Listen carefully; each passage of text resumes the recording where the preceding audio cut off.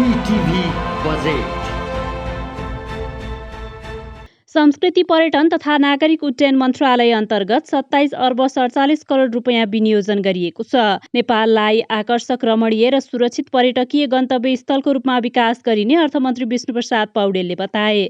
निजी क्षेत्रसँगको सहकार्यमा एकीकृत पर्यटन पूर्वाधार विकास कार्यक्रम सञ्चालन गरिने, सन्दकपुर, धनुषा धाम, इन्द्र सरोवर, पञ्चासे, कुपिण्डेदह र भातगाउँ लगायतका स्थानमा पर्यटन पूर्वाधार निर्माण गरिने, मुक्तिनाथ क्षेत्रको आनी गुम्बा र कागबेनीको पिण्डस्थान पुनर्निर्माण कार्यलाई निरन्तरता दिइने अर्थमन्त्री पौडेलले जानकारी दिए। काठमाडौँ उपत्यका नजिकका सम्भाव्य स्थानमा पदयात्रा मार्ग, हाइकिङ एवं साइक्लिङ ट्रेड निर्माण गरिने, फेवाताल वरिपरि वातावरण मैत्री साइकल सर्किट निर्माण गरिने भएको छ। दार्चुलादेखि ताप्लेजुङसँग हिमालय पदमार्ग निर्माण गर्न विस्तृत परियोजना प्रतिवेदन तयार गर्ने तथा चुरे र महाभारत श्रृङ्खलाका सम्भाव्य स्थानमा होटल, रिसोर्ट लगायत निर्माण गर्न निजी क्षेत्रलाई लिजमा जग्गा उपलब्ध गराइने पनि यस वर्षको बजेट वक्तव्यमा उल्लेख गरिएको छ। रारासे, फोक्सुन्डो, खप्तर लगायतका प्राकृतिक दृष्टिकोणले महत्त्वपूर्ण स्थानलाई आकर्षक पर्यटकीय गन्तव्य स्थलको रूपमा विकास गर्न बजेटको व्यवस्था गरिएको छ।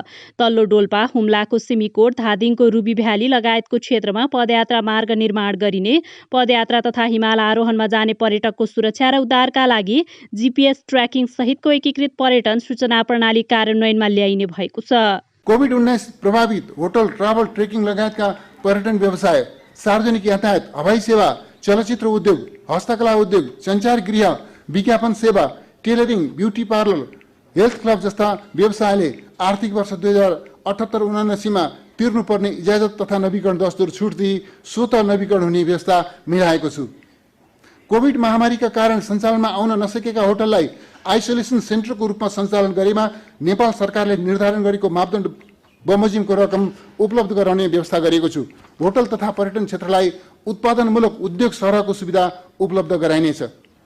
दूध, तरकारी, फलफूल, माछा, मासु लगायतका नाशवान उपभोग्य वस्तुको उत्पादन स्थलदेखि नजिकको बजार केन्द्रसम्म सहज आपूर्ति गर्न लाग्ने ढुवानी भाडामा 25% अनुदान उपलब्ध गराउने व्यवस्था मिलाएको छु।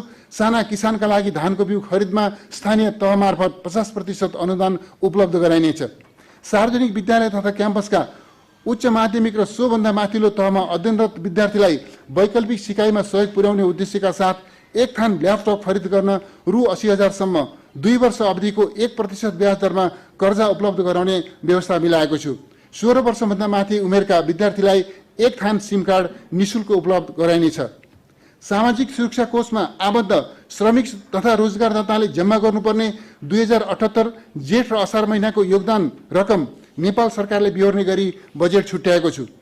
घरेलु, साना, मझौला तथा ठूला उद्योग, पर्यटन, निजी शैक्षिक संस्था, यातायात, चलचित्र उद्योग तथा सञ्चार गृहमा कार्यरत श्रमिक तथा कर्मचारीको पारिश्रमिक भुक्तानी तथा व्यवसाय सञ्चालनका लागि स्थापना गरिएको व्यावसायिक निरन्तरता कोषलाई आगामी आर्थिक वर्षमा पनि निरन्तरता दिएको छु। सरकारी र सरकारी स्वामित्वका निकायको घर, गोदाम वा जग्गा भाडामा लिई व्यवसाय गरेका व्यवसायीहरूले निषेधाज्ञा अवधिको भुक्तानी गर्नुपर्ने भाडामा 50% सम्म छुट दिने व्यवस्था मिलाइनेछ। सार्वजनिक खरिद सम्झौताको हर्जना नलाग्ने गरी 6 महिनासम्म ब्याज थप गर्ने र बैंक ग्यारेन्टीको अवधि बढाउँदा थप दस्तुर नलिने व्यवस्था मिलाएको छु।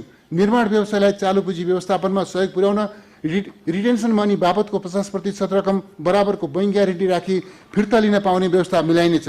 निर्माण व्यवसायको क्षमता अभिवृद्धि तथा व्यावसायिक हितका लागि निर्माण व्यवसाय कोषको रकम परिचालन गरिनेछ। कोभिड-19 प्रभावित व्यवसायका लागि नेपाल राष्ट्र ब्याङ्कबाट 5% ब्याज दरमा प्रदान गरिँदै आएको पुनर्कर्जा सुविधालाई निरन्तरता दिएको छु। पुनर्कर्जाको सुविधा उपयोग गर्न पाउने व्यवसायको क्षेत्र र रकमको सीमा विस्तार गरिनेछ।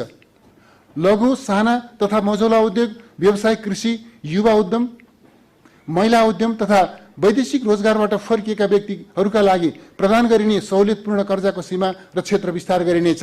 यसका लागि 5% ब्याज अनुदान दिन रु 13 अर्ब विनियोजन गरेको छु।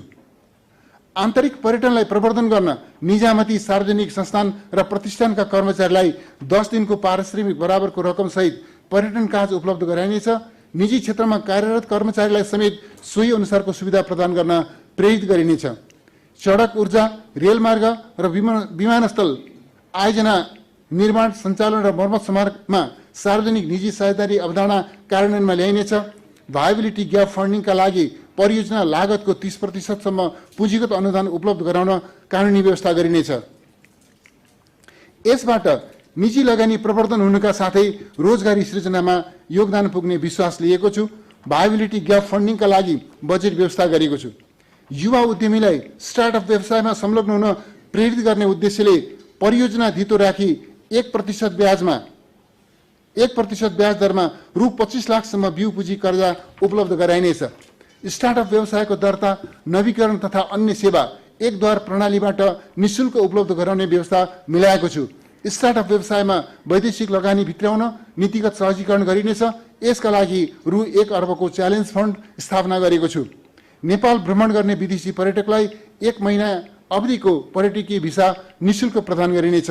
त्यस्तै इलामको माइपोखरी, सुनसरीको बर्जु ताल, कपिलवस्तुको जगदीशपुर ताल, पाल्पाको सत्यावती ताल, रुकुमको स्यार्पु ताल लगायतका महत्त्वपूर्ण तालको संरक्षण गरी पर्यटकीय गन्तव्यको रूपमा विकास गरिने पनि अर्थमन्त्री पौडेलले बताए। आगामी आर्थिक वर्षको बजेटमा साहसिक पर्यटन प्रवर्धन गरिने र साहसिक पर्यटनको क्षेत्रमा लगानी गर्न राष्ट्रिय तथा अन्तर्राष्ट्रिय लगानीकर्तालाई आकर्षित गरिने उल्लेख गरिएको छ।